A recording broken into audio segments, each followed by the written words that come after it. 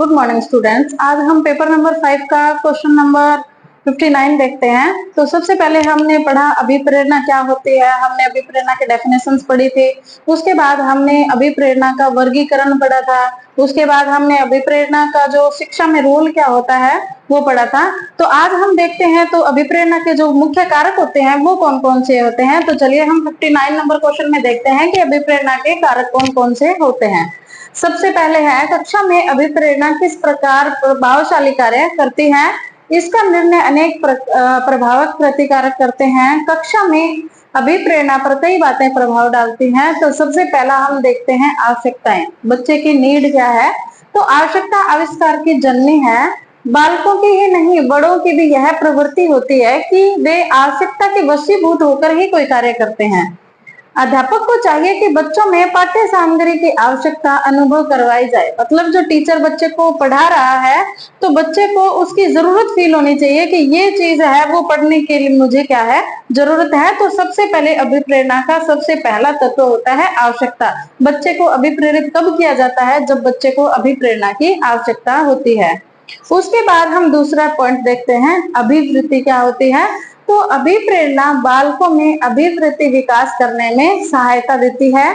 बालकों में अभिवृत्ति का विकास होने से वे कार्य को अच्छी तरह से कर पाते हैं। मतलब बच्चे की अभिवृत्ति है उसका हम विकास कर रहे हैं, बच्चे को अभिप्रेरित कर रहे हैं। तो इससे क्या होता है, बच्चा है वो उस कार्य को करता है, वो अच्छी तरह से करता है। उसके बाद हम देखते हैं रुचि। तो सबसे पहले जरूरी है कि हम बच्चे को कुछ भी सिखा रहे हैं तो उसमें जरूरी है कि बच्चे क्या है उसमें इंटरेस्ट होना जरूरी है। सबसे पहले हम क्या करेंगे, अभिप्रेरणा से बच्चे की रुचि पैदा करेंगे। जब वो बच्चा किसी टॉपिक में रुचि लेगा उसके बाद वो उसको इंटरेस्ट लेके पढ़ेगा और उसे वो चीज समझ में भी आएगी और उसको उस चीज का बेनिफिट भी होगा। तो रुचि में कैसे महत्वपूर्ण है अभिप्रेरणा। जिस पाठ या कार्य में बालक की रुचि होती है उसे वह तुरंत सीख लेते हैं। मतलब जिस टॉपिक में बच्चे को इंटरेस्ट होता है वो उसको जल्दी से सीख लेता है, उसको टाइम नहीं लगता है। अध्यापक को चाहिए कि वह ऐसी सहायक सामग्री पाठ्य वस्तु के प्रस्तुतिकरण के लिए अपनाए जिससे बालक पाठ में रुचि ले। तो आजकल क्या होता है, जैसे बच्चे को खेल खेल में सिखाते हैं, अलग अलग टीचिंग मेथड यूज करते हैं, प्रोजेक्ट का यूज करते हैं।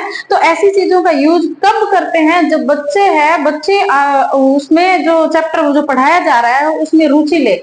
तो बच्चे की रुचि पैदा करने के लिए क्या होती है, अलग अलग पाठ्य सामग्री यूज की जाती है। जैसे ज्योग्राफी पढ़ाई जाती है तो उसमें मैप यूज किए जाते हैं, मानचित्र यूज किए जाते हैं, ग्लोब का यूज किया जाता है। साइंस पढ़ाई जाती है तो साइंस में प्रयोगशालाएं होती है, लैब्स होती हैं। तो उनमें उन बच्चों को क्या किया जाता है, प्रैक्टिकली सिखाया जाता है। तो उनकी रुचि पैदा करने के लिए है वो अलग अलग प्रकार की जो पाठ्य सामग्री है वो टीचर के द्वारा यूज की जाती है। उसके बाद हम देखते हैं आदतें। बच्चों की आदतें नए ज्ञान को विकसित करने के लिए सहायक होती है। नया ज्ञान पूर्व ज्ञान पर आधारित होने पर पाठ के विकास में सहायक होता है। मतलब क्या होता है, बच्चे का बेस बना दिया, बच्चे को कोई चीज समझा दी। अगर हम बच्चे को नया ज्ञान दे रहे हैं तो पुराना जो सीखा हुआ ज्ञान है वो उसके नए ज्ञान में क्या करेगा, मदद करेगा। तो इसलिए जरूरी है कि जो पुराना ज्ञान है उसका रिपीटेशन होना, ताकि बच्चे को नई चीज सीखने में क्या हो, आसानी हो। तो नया ज्ञान है वो पूर्व ज्ञान पर आधारित होने पर पाठ के विकास में सहायक होता है। मतलब जो पुराना ज्ञान है अगर बच्चे के काम आ रहा है, नई चीज सीखने में हेल्पफुल है, तो वो क्या होता है, वो बच्चे का विकास करता है। उसके बाद हम देखते हैं संवेगात्मक स्थिति। तो बच्चा कोई भी चीज सीख रहा है तो उसकी जो संवेगात्मक स्थिति है, जो उसके इमोशनल है, वो क्या होने चाहिए, वो स्थिर होने चाहिए। अध्यापक को चाहिए कि वह छात्रों की संवेगात्मक स्थिति का पूरा पूरा ध्यान रखे। मतलब बच्चे है वो सीखने के लिए रेडी है या नहीं है, उस चीज का टीचर को ध्यान होना चाहिए। इस बात का ध्यान उसे अवश्य रखना चाहिए कि जो ज्ञान बालक को दिया जा रहा है उसके प्रति बालक को घृणा न हो, प्रेम हो। मतलब जो बच्चे को सिखाया जा रहा है वो बच्चे है उसको हेट की दृष्टि से नहीं देखे। मतलब बच्चा है वो उसमें सीखने के लिए क्या होना चाहिए, क्यूरियोसिटी होनी चाहिए और उसको उसका ध्यान होना चाहिए कि ये जो बच्चा जो सीख रहा है वो उसको फ्यूचर में कहाँ पे काम आएगा। इसलिए सीखे जाने वाले ज्ञान के प्रति बालक का संवेगात्मक संबंध स्थापित हो जाता है। तो निश्चय ही वह अभिप्रेरणा प्राप्त करने में सफलता प्राप्त करेगा। मतलब बच्चा जो कुछ भी सीख रहा है, अगर वो इंटरेस्ट लेके सीख रहा है तो उसका संवेगात्मक संबंध है वो उसके साथ ऑटोमेटिक ही स्थापित हो जाता है और इससे उसको सीखने में मदद मिलती है, वो जल्दी सीखता है और वो चीजें उसके माइंड में कहीं ना कहीं क्या रहती हैं, फिक्स रहती हैं, अगर वो उसमें संवेगात्मक स्थिरता है तो। अगर बच्चा है वो संवेगात्मक रूप से स्थिर नहीं है तो वो किसी चीज को कैच नहीं कर पाएगा और लंबे टाइम तक उसके माइंड में वो चीजें हैं वो नहीं रहती है। उसके बाद हम देखते हैं 6th टॉपिक, आकांक्षा। अभिप्रेरणा का प्रमुख प्रतिकारक है आकांक्षा करना, मतलब बच्चे की सीखने के लिए बच्चे की इच्छा का होना। तो अच्छे अध्यापक यह बताते हैं कि वे छात्रों को यह कहकर अभिप्रेरित करते हैं कि वे उनके कार्य की अपेक्षा करते हैं, मतलब वो बच्चे को जो सिखाना चाहते हैं वो उस बच्चे के लिए वो पहले से प्रदर्शित करते हैं कि हम आपसे ये चाहते हैं। ऐसे अध्यापक गृह कार्य, प्रश्न पूछने और रोचक सूचना देने के माध्यम से छात्रों को अभिप्रेरित करते हैं। मतलब बच्चे को क्या करते हैं, वो उसमें क्यूरियोसिटी पैदा करते हैं, उसको क्वेश्चन पूछते हैं और उसको अलग रोचक सूचना देते हैं ताकि बच्चा है वो उसमें इंटरेस्ट ले सके। छात्रों को उनकी क्षमता के अनुसार मार्ग प्रदर्शन किया जाता है। ऐसे अध्यापक आंतरिक तथा बाह्य दोनों प्रकार के अभिप्रेरकों का लाभ उठाते हैं। तो बच्चे को जो मोटिवेट किया जाता है वो आंतरिक और बाह्य दोनों रूप से किया जाता है। तो सबसे पहले जरूरी है कि बच्चा है वो मेंटली प्रिपेयर होना। सीखने में बच्चा अगर इंटरेस्ट ले रहा है, उसको उसके रिजल्ट का पहले से पता है तो वो क्या करेगा, सीखने में इंटरेस्ट लेगा। तो अध्यापक को जरूरी है दोनों चीजें ध्यान रखना कि वो उसको आंतरिक रूप से भी सीखने के लिए प्रिपेयर करे और बाह्य रूप से भी। अगर उसको पुरस्कार देने की जरूरत है, दंड देने की जरूरत है तो वो आवश्यकता अनुसार उसको दे सकता है। उसके बाद हम देखते हैं अध्यापक के अभिप्रेरक की भूमिका। अध्यापक है वो बच्चे के लिए अभिप्रेरक कैसे बन सकता है। अभिप्रेरणा का लाभ उठाने में अध्यापक की प्रेरणा है वो प्रमुख है। उत्तम शिक्षण विधियों का विनियोग करके पाठ्य सामग्री को रोचक बना सकते हैं। अगर एक पाठ्य सामग्री से बच्चे को समझ में नहीं आ रहा है तो टीचर उसमें क्या कर सकता है, उसमें चेंज कर सकता है। बच्चे के लिए रोचक टीचिंग मेथड है वो यूज कर सकता है, टीचिंग एड है वो यूज कर सकता है, जिससे बच्चे को क्या होगा, सीखने में इंटरेस्ट बना रहेगा और उसके अनुसार शिक्षण कार्य करते हैं। मतलब बच्चे को किस तरीके से समझ में आ रहा है उसके अनुसार वो क्या कर सकते हैं, अपना टीचिंग मेथड है वो यूज करते हैं। मैस्लो ने सबसे पहले क्या बताया, शारीरिक आवश्यकताएं। तो बच्चे की क्या होनी चाहिए, सीखने के लिए उसकी क्या होनी चाहिए, जरूरत होनी चाहिए, उसको महसूस होनी चाहिए जरूरत। चोट तथा भय आदि से सुरक्षा, प्रेम तथा उसकी तीव्र अभिव्यक्ति, क्षमता की भावना, क्षमता तथा आवश्यकता की पूर्ति को अध्यापक द्वारा अभिप्रेरित किए जाने वाले व्यवहार के लिए आवश्यक माना जाता है। मतलब बच्चे को पूरे तरीके से टीचर को समझना जरूरी है कि बच्चे को किस चीज की जरूरत है, किस चीज से उसको सुरक्षा देने की आवश्यकता है और कौन सी क्षमता की भावना और उसकी आवश्यकता की पूर्ति है वो अध्यापक है वो अभिप्रेरित करके उसके व्यवहार में क्या लाए, चेंज लाए। उसके बाद हम देखते हैं पुरस्कार एवं दंड। पुरस्कार एवं दंड का अभिप्रेरणा में अत्यधिक महत्व है। मतलब जरूरत पड़ने पर बच्चे को पुरस्कार भी दिया जा सकता है, उसको अभिप्रेरित किया जा सकता है पुरस्कार देके।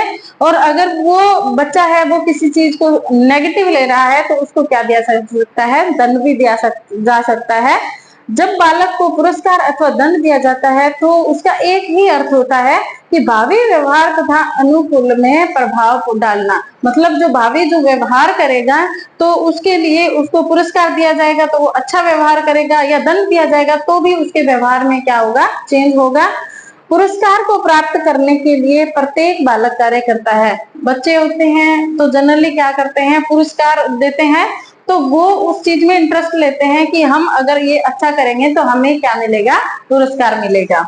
अध्यापक को चाहिए कि वह बालकों में कार्य की अभिवृत्ति उत्पन्न करे और पुरस्कार के प्रति लालच नहीं। मतलब टीचर का क्या दायित्व है कि वो बच्चे को पुरस्कार के प्रति लालच उसमें पैदा ना करें, उसमें सीखने के लिए लालच पैदा करें ताकि वो बच्चा है वो रुचि लेके सीख सके।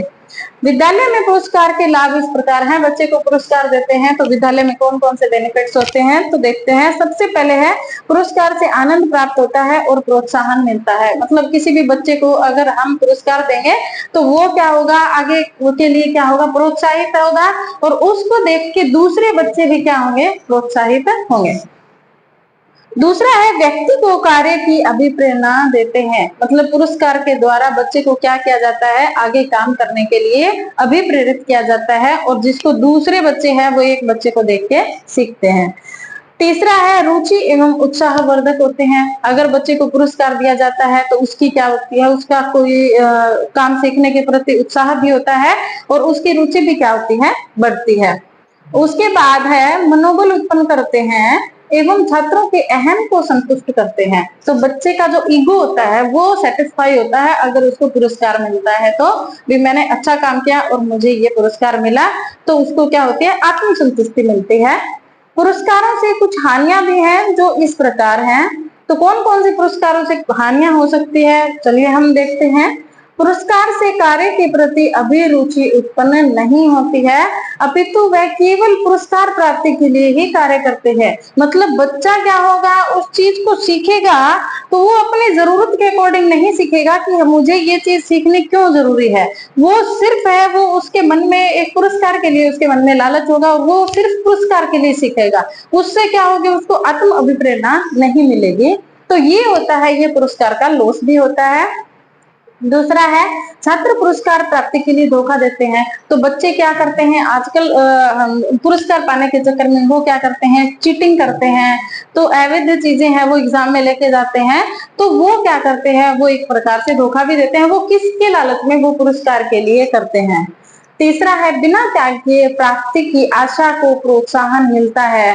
मतलब उसको क्या नहीं मिलता है कि उसने मेहनत नहीं की और ये जो भावना है, बिना मेहनत किए उसको पुरस्कार मिल जाता है, तो ये भावना आगे के लिए क्या हो जाती है, अग्रेसित हो जाती है।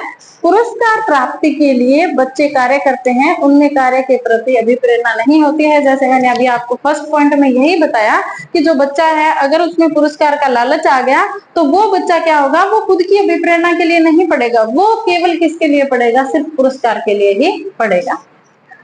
विद्यालयों में पुरस्कार के इतने अवसर चाहे प्राप्त होते ना हो, दंड के अवसर तो सदैव ही प्राप्त होते रहते हैं। तो बच्चे हैं वो पुरस्कार के लिए तो बहुत बहुत कम चीजें होती है, लेकिन दंड के लिए वो डेली कोई ना कोई ऐसा काम करते हैं जिससे उनको दंडित किया जाता है। तो आजकल मनोवैज्ञानिक शारीरिक दंड को अमानुषिक मानते हैं। तो मनोवैज्ञानिक क्या मानते हैं कि जो दंड देना है वो उचित नहीं होता है। थॉर्नडाइक का कहना है कि बालक को दंड देते समय उसका कारण तथा उसका उद्देश्य अवश्य बता देना चाहिए। मतलब बच्चे को दंड है वो किस चीज के लिए दिया जा रहा है और उसका उद्देश्य क्या है, ये दोनों चीजें हैं वो बच्चे को स्पष्ट होनी चाहिए ताकि वो बच्चा है उस व्यवहार को दोबारा रिपीट ना करे। दंड देते समय बालक की आयु, संवेगों, बुद्धि आदि का ध्यान अवश्य रखा जाए। मतलब पनिशमेंट देने से पहले बच्चे की एज का ध्यान रखें कि बच्चा किस एज का है, उसको किस हद तक दंड देना चाहिए। ये भी नहीं है कि बच्चे की एज कम है और उसको ज्यादा दंड दे दिया जाए, तो वो बच्चे की मानसिकता है वो खराब हो जाएगी। तो उससे क्या होता है, उसके संवेग, उसकी बुद्धि, दोनों चीजों को उसको क्या रखना चाहिए, ध्यान में रखा जाना चाहिए। विद्यालयों में दंड के कुछ लाभ इस प्रकार हैं। अभी हमने क्या पढ़ा कि दंड से लॉस कौन कौन से होते हैं। तो लॉस क्या होता है कि बच्चा है वो सिर्फ उस पुरस्कार के लिए काम करता है, उसमें किसी भी प्रकार की अभिप्रेरणा है वो नहीं होती है। तो ये जो मेन रीजन है वो दंड का है, वो नेगेटिव इफेक्ट है। तो अब हम देखते हैं कि पुरस्कार दंड देने से जो पॉजिटिव इफेक्ट है वो कौन कौन से होते हैं। दंड अवांछित कार्य करने से रोकते हैं। दूसरा है अनुशासन का स्वरूप होते हैं। तो बच्चे क्या होते हैं, अगर अनुशासन में नहीं रहते हैं तो उनको दंडित किया जाता है ताकि वो आगे के लिए अनुशासन में रह सके। अवांछित कार्य को रोकने, पुरस्कार के साथ इस्तेमाल करने और बच्चों की अवांछनीयता एवं विश्वास दिलाने में उपयोगी सिद्ध होते हैं। तो पुरस्कार के और दंड है वो किस प्रकार लाभ होता है कि बच्चा है वो अवांछित कार्य ना करें और पुरस्कार के साथ इस्तेमाल करें। मतलब पुरस्कार अगर बच्चे को दिया जा रहा है तो उसके साथ उसका जो नेगेटिव व्यवहार है उसके लिए दंड दिया जाना भी क्या होता है, जरूरी होता है। तो ये दोनों चीजें भी जरूरी है। तो दंड के जहां लाभ है वहां उससे होने वाली हानियां भी इस प्रकार हैं। तो दंड के जो लाभ है वो कौन से वे, कि बच्चा है वो अवांछनीय व्यवहार है उसको बार बार रिपीट ना करे, और बच्चे को क्या है जो उसका अवांछनीयता है उसका विश्वास दिलाने के लिए उपयोगी सिद्ध होता है दंड। अब हम दंड के लिए वो क्या हानियां हैं वो देखते हैं, कौन कौन सी हानियां होती है। तो दंड का आधार भय होता है। दंड किस लिए दिया जाता है, ताकि बच्चे में एक डर पैदा किया जा सके, ताकि वो इस व्यवहार को दोबारा न करें। यदि बालक दंड ग्रहण करने को तैयार हो तो उसका उद्देश्य ही समाप्त हो जाता है। कई बार क्या होता है, बच्चे को अगर बार बार दंड दिया जाता है तो वो बच्चा इतना ढीठ हो जाता है कि दंड का उस पर कोई फर्क ही नहीं पड़ता, तो वो थोड़ी देर बाद में उस चीज को भूल जाता है। तो ये दंड है वो उसके लिए क्या हो जाता है, अनुपयोगी सिद्ध हो जाता है। इनसे अप्रिय तथा दुख अनुभूति उत्पन्न होती है। तो बच्चे को क्या होता है, इससे उसको शारीरिक कष्ट होता है, तो उसको क्या होती है, अप्रिय अनुभूति होती है। और दंड के परिणाम क्या होते हैं, अस्थायी होते हैं। मतलब बच्चे को अगर दंड दे दिया जाए तो उसका रिजल्ट होता है वो बहुत टाइम तक स्थायी नहीं रह पाता है, वो क्या हो जाता है, अस्थायी हो जाता है। बच्चा उस चीज को दोबारा रिपीट भी कर सकता है। अध्यापक तथा समाज के प्रति दुर्भावना उत्पन्न होती है। तो बच्चे क्या होते हैं, अगर बच्चे को दंड दिया जाता है तो उसकी अध्यापक के प्रति है वो एक नेगेटिव भावना है वो उसके माइंड में बैठ जाती है, तो वो उस अध्यापक का कभी भी सम्मान नहीं कर पाते हैं। तो दंड की कठोरता का कोई माप नहीं है। तो दंड है वो बहुत ज्यादा कठोर भी नहीं होना चाहिए, बच्चे की उम्र देखे उसके अकॉर्डिंग है वो बच्चे को दंड दिया जाना चाहिए। तो जेपी सवर्ड के अनुसार, जेपी सवर्ड ने डेफिनेशन दी है, उसमें उन्होंने क्या बोला है कि पुरस्कार तथा दंड दोनों का उद्देश्य एक ही है। क्या उद्देश्य है कि बच्चे से वांछित व्यवहार करवाया जा सके, कि हम बच्चे से जो चाहते हैं, अगर हम बच्चे को से अच्छा रिजल्ट चाहते हैं तो हम उसको क्या देते हैं, हम उसको पुरस्कार देते हैं। अगर बच्चे से अवांछनीय व्यवहार है वो कम करवाना है तो हम बच्चे को दंड देते हैं। तो दोनों चीजों का उद्देश्य क्या होता है, एक ही होता है, बच्चे को इम्प्रूव करना, यानी भावी व्यवहार पर अनुकूल प्रभाव डालना, जो मैंने अभी आपको बताया। लेकिन दोनों की विधियां क्या है, दोनों की विधियां अलग अलग हैं, दोनों के इफेक्ट भी अलग अलग हैं। तो पुरस्कार व्यवहार पर अनुकूल प्रभाव डालने के लिए संहित कार्य के साथ एक मधुर स्मृति को जोड़ता है। मतलब पुरस्कार देने के बाद बच्चा क्या होता है, उसकी एक अच्छी स्मृति है वो उसके साथ जुड़ जाती है, वो खुश रहता है। और दंड एक अवांछित कार्य को करने के लिए उसके साथ अप्रिय अनुभूति को जोड़ता है। तो दंड से क्या होता है, उसके जो दिमाग है उसके अंदर अप्रिय अनुभूति होती है, टीचर के प्रति है वो गलत भावना है वो उसके मन में बैठ जाती है। तो उसके बाद यदि पहले से यह आभास हो कि दंड से व्यक्ति को जो गलत काम है उस कार्य से हटाएगा या अभिप्रेरणा को बदल देगा, तो प्रतिशोधन एवं प्रपीड़न वृत्ति के साधन के सिवाय किसी भी रूप में उसका अस्तित्व नहीं रह जाता है।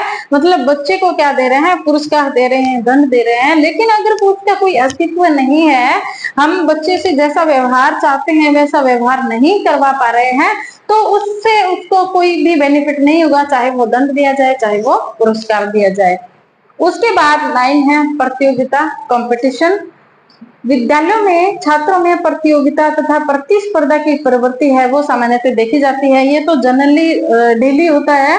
कक्षा में छात्र एक दूसरे से अधिक अंक प्राप्त करना चाहते हैं, तो बच्चे में क्या हो जाती है, कंपटीशन की भावना हो जाती है कि बच्चा पुरस्कार लेने के लिए क्या कर रहा है, एक दूसरे से कंपटीशन कर रहे हैं, अच्छे अंक प्राप्त कर रहे हैं। तो अध्यापक प्रतियोगिता के माध्यम से नया ज्ञान प्राप्त करने की अभिप्रेरणा दे सकता है। तो अगर टीचर है वो बच्चे में कंपटीशन की भावना पैदा करता है तो उससे बच्चे को क्या मिलती है, अभिप्रेरणा मिलती है। अध्यापक दो प्रकार की प्रतियोगिता कराकर बालकों को ज्ञान प्राप्त करने की अभिप्रेरणा दे सकता है। तो कौन कौन सी प्रतियोगिता करवा सकता है, वो व्यक्तिगत प्रतियोगिता करवा सकता है। व्यक्तिगत प्रतियोगिता कौन सी होती है, बालक को इस प्रतियोगिता के माध्यम से पहले से अच्छे अंक प्राप्त करने की प्रेरणा दी जाती है। मतलब जितने अंक बच्चे ने पहले प्राप्त किए हैं उससे ज्यादा अंक प्राप्त करने के लिए बच्चे को क्या दी जाती है, अभिप्रेरणा दी जाती है। तो ये कौन सी होती है, ये व्यक्तिगत अभिप्रेरणा, व्यक्तिगत प्रतियोगिता होती है। उसके बाद दूसरी क्या होती है, सामूहिक प्रतियोगिता। तो इस प्रकार की प्रतियोगिता में दो कक्षाओं समूहों से प्रतियोगिता करवाकर एक दूसरे के समूहों से अच्छे अंक प्राप्त करने के लिए प्रयत्न किया जाता है। तो टीचर होता है वो दो प्रकार की प्रतियोगिता करवा सकता है। सबसे पहले व्यक्तिगत प्रतियोगिता करवा सकता है जो खुद से होती है, मतलब इससे बच्चे के इंडिविजुअल जो मार्क्स है वो इंक्रीज करने के लिए क्या होती है, व्यक्तिगत प्रतियोगिता होती है। सामूहिक प्रतियोगिता वो होती है जो दो ग्रुप में करवाई जाती है। एक क्लास के दो ग्रुप बना दिए जाते हैं या दो अलग अलग क्लासों के ग्रुप होते हैं, तो उनमें क्या होता है, पूरे के पूरे ग्रुप की परफॉर्मेंस देखी जाती है। तो वो क्या होता है, वो सामूहिक कंपटीशन होता है, प्रतियोगिता होती है। उसके बाद हम देखते हैं हरलोक ने क्या कहा था। हरलोक ने प्रतियोगिता के प्रभाव का अध्ययन करने के लिए कक्षा 3, 5, 8 के 35 छात्रों पर प्रयोग किए थे। इन्होंने इनके दो समूह किए, नियंत्रित, प्रयोगात्मक। प्रयोगात्मक टोली के फिर से दो भाग किए, तो इन्होंने दो पार्ट में डिवाइड किया। कौन कौन से, एक नियंत्रित तो एक प्रयोगात्मक। प्रयोगात्मक के उपभाग किए, वो दो किए। उन्होंने गणित में अधिकतम अंक प्राप्त करने के लिए प्रोत्साहित किया और एक सप्ताह के पश्चात दोनों टोलियों को एक परीक्षा दी गई और इसका परिणाम यह निकला कि जिन्हें प्रतियोगिता के लिए उकसाया गया था उन्हें अच्छे अंक प्राप्त हुए। तो उन्होंने क्या किया, क्लास के दो ग्रुप बनाए, ठीक है। एक ग्रुप को उन्होंने अभिप्रेरित नहीं किया और दूसरे ग्रुप को उन्होंने कंपटीशन के लिए अभिप्रेरित किया। तो दूसरे ग्रुप के जो दो भाग है वो डिवाइड किए थे, तो उनका रिजल्ट है वो उनसे अच्छा मिला, उनसे मार्क्स अच्छे। क्यों? क्योंकि उनके दिमाग में है वो उन्होंने कंपटीशन की भावना डाली है, तो इससे उनसे बच्चों के क्या हुए, मार्क्स में इंक्रीमेंट हुआ। उसके बाद है प्रगति का ज्ञान। अब बच्चा जो भी सीख रहा है उसके प्रगति का ज्ञान उसको देना आवश्यक है कि उसको कितने मार्क्स हासिल हुए। अब बच्चा अगर एग्जाम दे रहा है, अगर उसको नहीं पता है कि पहले एग्जाम की अपेक्षा इस एग्जाम में उसके मार्क्स इंक्रीज हुए हैं, डिक्रीज हुए हैं, तो वो क्या होता है, उसके लिए अभिप्रेरणा का काम नहीं करता है। इसीलिए जरूरी है कि बच्चे को उसका रिजल्ट है उसका नॉलेज देना जरूरी है। अध्यापक को चाहिए कि वह बच्चों को उनकी प्रगति का ध्यान है वो दिलाता रहे।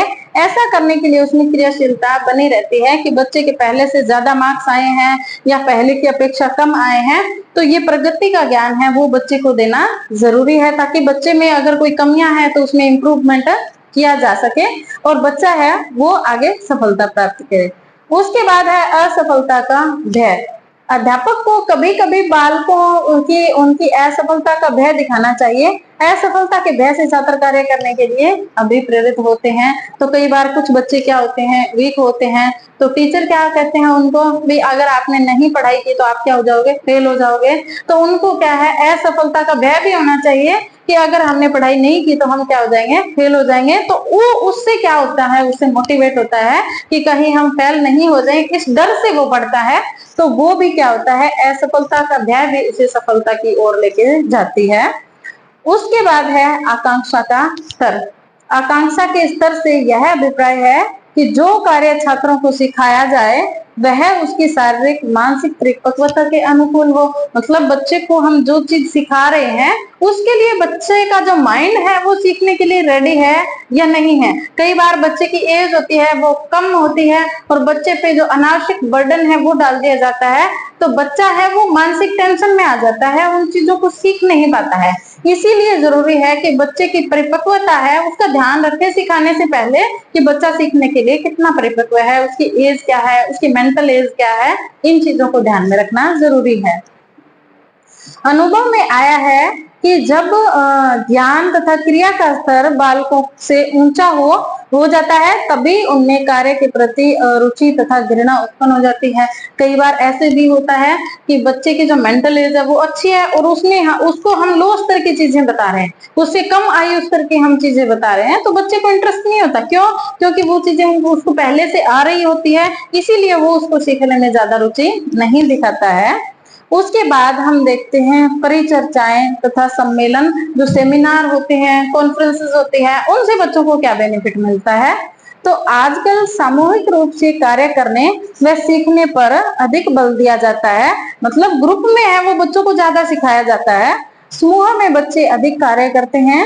ब्रिग्स ने एक प्रयोग द्वारा यह निष्कर्ष निकाला कि विद्यार्थी समूह में अधिक ज्ञान प्राप्त करते हैं और अध्यापक को चाहिए कि वह समय समय पर परिचर्चाओं तथा सम्मेलनों का आयोजन करवाए। तो ये जरूरी है कि टाइम टाइम के बच्चों का जो ग्रुप डिस्कशन करवाए, उनकी कॉन्फ्रेंसेस करवाए, उनमें कंपटीशन करवाए। तो बच्चे हैं वो इंडिविजुअल के अपेक्षा जो ग्रुप कंपटीशन होते हैं उसमें वो ज्यादा सीखते हैं। तो इसीलिए ये जरूरी है कि टाइम टाइम पे परिचर्चाएं होनी चाहिए। उसके बाद है विद्यालय का वातावरण। विद्यालय का वातावरण ऐसा होना चाहिए जिससे बालक को स्वयं को अभिप्रेरणा प्राप्त हो, बच्चा खुद है वो अभिप्रेरित हो। जिन विद्यालयों में वातावरण अच्छा नहीं होता है वहां के छात्रों में कार्य क्रियाशीलता है वो अधिक नहीं पाई जाती है। तो विद्यालय का वातावरण अध्यापक तथा विद्यार्थी दोनों मिलकर बनाते हैं। तो ये था हमारा क्वेश्चन नंबर 59 था कि बच्चे को जो इंडिविजुअल जो अभिप्रेरणा है वो हम कैसे दे सकते हैं, उसमें पुरस्कार यूज कैसे किया जाता है, दंड का यूज कैसे किया जाता है। तो इसी के साथ हमारा ये क्वेश्चन नंबर 59 समाप्त होता है। Thank you.